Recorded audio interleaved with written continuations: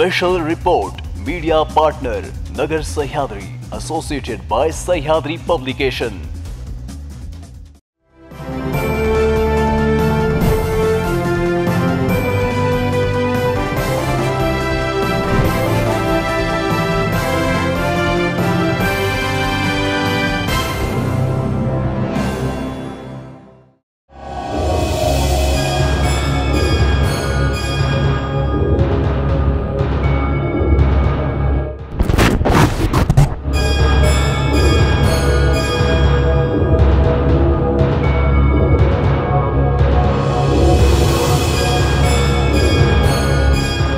अनेकदा आपण भूताच्या गोष्टी ऐकत असतो आणि सांगतही असतो, परंतु तुम्ही कधी प्रत्यक्षात भूत पाहिलं आहे का?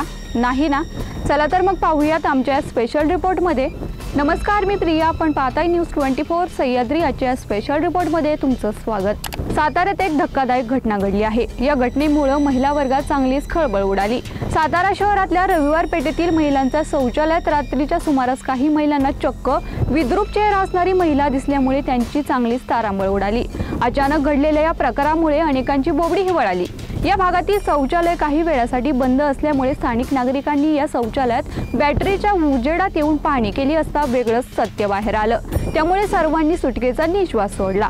रविवार पेठ परिसरात महिलांसाठी नगरपालिकेने सार्वजनिक शौचालय बांधले आहे.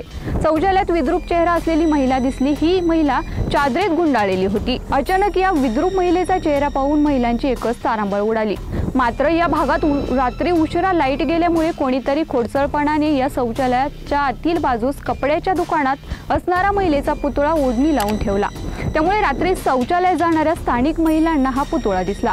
त्यामुळे त्यांच्या काळजात धस्स झालं. भयान अंधारातील या दृश्याने अनेकांच्या तोंडाचं पाणीही पळालं. बसलेल्या या पुतळ्याला साडी नेसवण्यात आली होती आणि त्याच्या डोक्यावर पदरही होता. तसेच त्या पुतळ्याला मेकअपही करण्यात आला होता. त्यामुळे रात्रीच्या अंधारात तो पुतळा अधिक भयावह दिसत होता. बायकांच्या किंकाळण्याने अख्खी कैकाड गल्ली जागी झाली आणि मग शौचालयात असलेल्या अघोरी पाहुण्याची चौकशी सुरू झाली. लोक जमले. मग त्यांना दगड मारून बघितलं. मग तो पुतळा पडला आणि त्याला बाहेर काढलं. म्हातारी कोतारी तर चळाचळा कापतही होती. पोरांच्या अंगात तर कापरं भरलं. बरं, या पुतळ्याला ठेवणाऱ्या कार्ट्यांनी पुतळ्याला नीटही सजवलं होतं. म्हणजे मध्यरात्री कुणी या पुतळ्याला पाहिलं तर हार्ट फेल कन्फर्म समजा.